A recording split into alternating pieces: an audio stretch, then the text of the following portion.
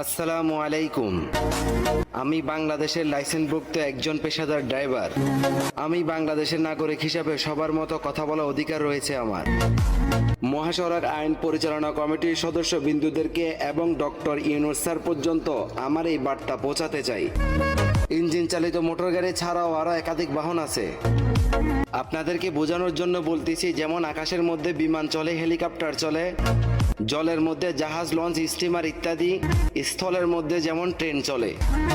আমি জানতে চাই, একজন বিমান চালকের হাতে যখন দুর্ঘটনা ঘটে, সেখানে বিমান ক্র্যাশ হয়ে যখন শতাধিক মানুষ মারা যায়, তখন তো কেউ কখনো বিমান চালককে দোষী করে নাই, তাকে ঘাতক বলে নাই, এবং কি লক্ষ্য করবেন, তার নামে কিন্তু কোনো মামলাও হয় নাই, জাস্ট একটা দুর্ঘটনা।